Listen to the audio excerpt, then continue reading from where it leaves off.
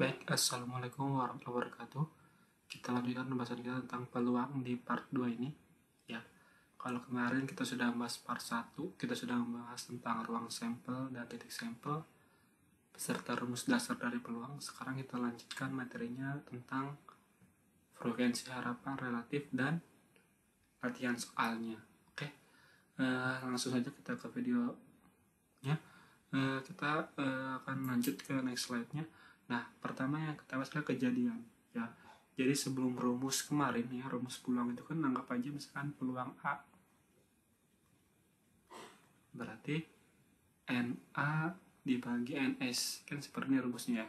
Ini rumus dasar dari peluang yang harus kalian kuasain. Nah, dalam di sini akan ada beberapa kejadian-kejadian. Nah, di dalam peluang E adalah himpunan hasil yang dimaksud dari suatu ruang sampel. Artinya E adalah himpunan bagian dari S ya. Jadi cara baca yang ini nih, ini adalah himpunan bagian dari S. E adalah himpunan bagian dari semesta. Contoh, ada sebuah kartu bris. Nah, menarik selembar kartu bris tanpa joker ya. Jadi jokernya disimpan. Hasil yang diamati adalah jenis kartu yang diambil. Ruangan sampelnya adalah sekop, clever, hati, dan diamond. Nah, ini semua adalah bagian dari si ruang sampelnya atau semestanya. Nah, E1-nya adalah kartu diamond, berarti E1 adalah diamond. Terus E2-nya adalah kartu warna hitam. Nah, apa sih warna hitam? Ya, ada sekop, ada clever. Jadi, E2 ini adalah himpunan atau hasil yang dimaksud dari suatu ruang sampel. Kalau warna hitam berarti ada sekop, ada clever gitu. Ya, ini yang dimaksud dengan kejadian-kejadian yang ada di peluang. Oke. Nah, selanjutnya kita bahas frekuensi relatif. Apa sih frekuensi relatif? Adalah perbandingan antara banyak hasil yang dimaksud dengan banyaknya percobaan. Ya, jadi hanya perbandingan aja antara hasil dengan banyaknya percobaan. Ya, jadi rumusnya gampang, ingat aja, banyaknya hasil dibagi banyaknya percobaan. Contohnya, percobaan mengundi dadu sebanyak 150 kali. Dan angka yang muncul lebih dari 4 adalah 48 kali. Jadi setelah dia melakukan sebanyak ini 150, ternyata yang muncul lebih dari 4 sebanyak 48 kali. Tentukan frekuensi relatifnya. Langsung aja ya, berarti 150 ini ya, itu adalah banyaknya percobaan. Jangan ketuker ya, banyak percobaan. Nah, yang 48 nya ini adalah hasil yang dimaksud. Jadi tinggal kalian bikin perbandingannya jadi 48 per 150. Kalau masih bisa disarankan terus ya, sampai dia tidak bisa lagi disederhanakan. Jadi harus disederhanakan terus sampai terkecil gitu. Ini yang disebut dengan frekuensi relatif. Nah, selanjutnya kisaran nilai peluang. Peluang itu punya kisaran ya, jadi nggak sembarangan ya. Dari kemarin kita sudah membahas peluang itu kan selalu setengah ya, 3/4 ya, 1/4 dan lain-lain. Nah, kenapa sih seperti itu? Nah, ternyata ada sebabnya. Jika S adalah suatu ruang sampel dari suatu percobaan dan E adalah suatu kejadian, P adalah suatu peluang, maka peluang E adalah peluang kejadian E yang nilainya nyata jika memenuhi, nah ada 3 syaratnya nih. Peluangnya itu harus paling kecil adalah 0, paling besar adalah 1. Kalau dia kurang dari 0 berarti kan negatif, berarti bukan peluang. Kalau nilainya lebih dari 1 yaitu 2, berarti juga bukan peluang. Artinya peluang itu kisarannya antara 0 dengan 1 ya, bisa 0 juga, bisa 1 juga gitu ya. Misalkan kalau peluangnya 0 adalah misalkan kita melempar sebuah dadu, tentukan peluang mata dadu yang berjumlah 7 atau bermata dadu 7. Nah, secara logika tidak ada mata dadu yang 7, berarti peluangnya adalah 0. Nah, itu bisa gitu ya. Misalkan atau enggak peluang manusia akan mati jelas, yaitu 1, karena semua manusia pasti akan mati. Nah, itu beberapa jenis yang disebut dengan peluang 0 dengan peluang atau peluang 1. Tapi kita tidak menghitung yang seperti itu. Kita selalu menghitung antara 0 dengan 1 ya, biar tidak terlalu gampang soalnya. Jadi kita mencari nilai peluangnya antara 0 sampai dengan 1. Terus peluang semestanya hasilnya sama dengan 1, jadi maksimalnya adalah sama dengan 1. Jadi peluang semestanya harus sama dengan 1.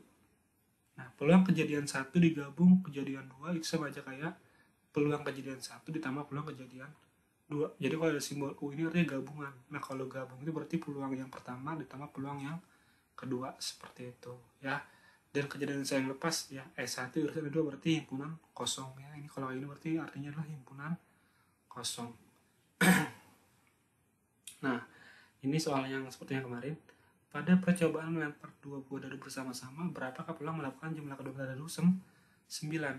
Nah, kita lihat dulu, berarti peluang mata dadu 9. Misalkan ini kita buat dulu A dulu ya. Peluang mata dadu. Ya.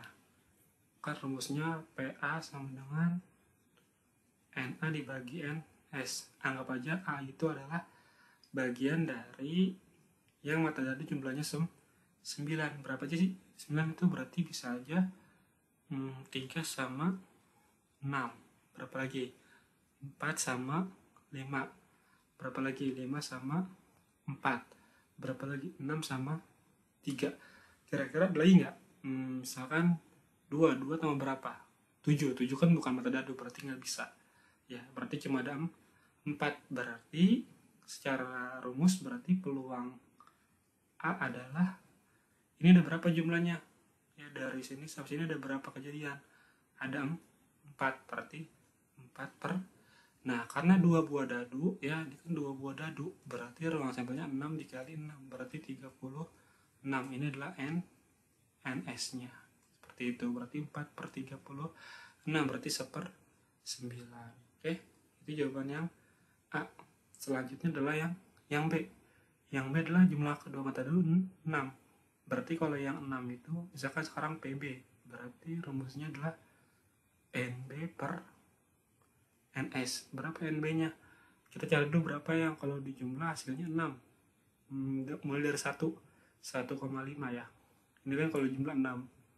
Terus 2,4. Terus 3,3. Terus berapa lagi nih? 4,2. Terus selanjutnya adalah 4,2 berarti 5,1. Berapa lagi? Ada nggak selain itu?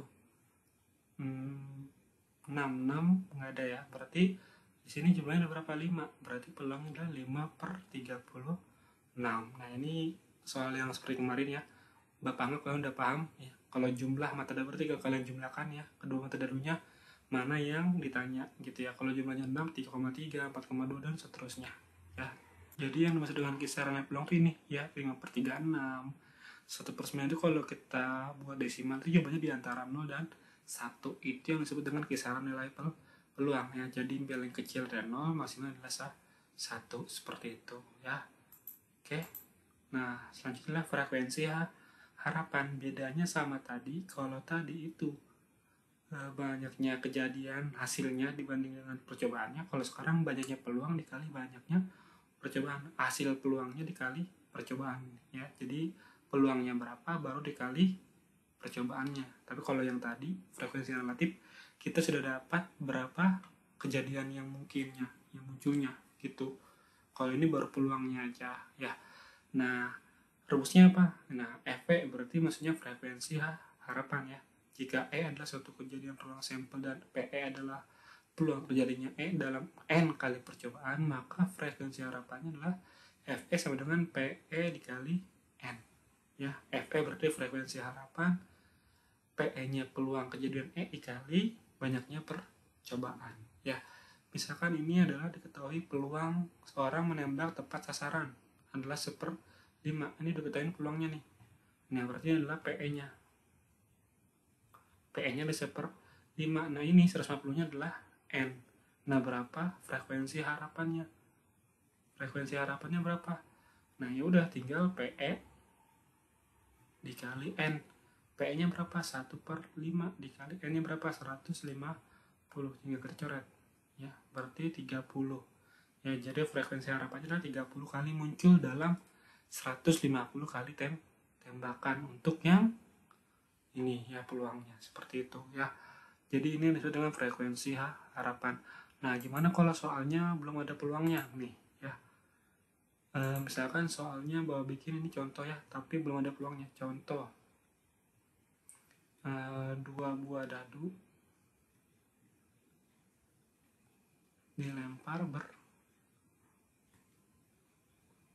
bersamaan sebanyak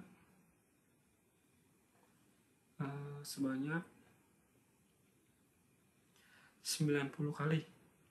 Ya, tentukan frekuensi harapan.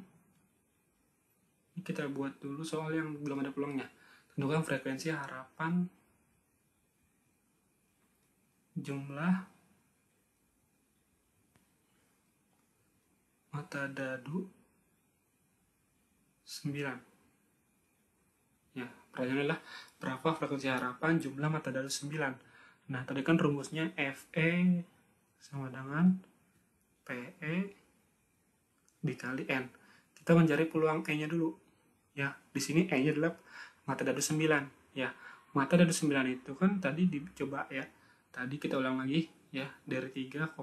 Ini kan kalau jumlah 9. Selanjutnya 4,5 lagi 5,4 terus 6,3, berarti jumlahnya ada 4. Kita nyari peluangnya dulu ya, peluang E nya 4/36, jadi 1/9. Ini peluang E nya gitu ya. N nya berapa? N nya itu adalah 90 kali. Nah, berarti rumus dari FE adalah PE peluang E dikali N. PE nya berapa? 1/9 dikali 90. Nah, tinggal kita coret. Berarti 10. Nah, ini frekuensi harapannya, yaitu 10. Itu yang maksud dengan frekuensi harapan. Jadi, kita mencari peluangnya dulu, baru dikali sama banyaknya percobaan. Nah, kalau soal yang tadi, sudah diketahui ya berapa peluangnya, gitu. Jadi, kalau ini belum ada, ini soal ini belum ada peluangnya, baru kita cari seperti itu. Jadi ini dengan frekuensi harapannya ini 10 kali seperti itu. Oke, Bapak rasa cukup pembahasan kita tentang ini ya. Jadi kita bahas kejadian, frekuensi relatif, peluang, sama frekuensi harapan ya. Frekuensi relatif, soal tentang peluang, sama frekuensi harapan. Jadi ini materi yang kedua tentang peluang. Oke, nanti video selanjutnya kita akan bahas tentang peluang yang lebih kompleks seperti itu ya. Terima kasih atas perhatiannya. Wassalamualaikum warahmatullahi wabarakatuh.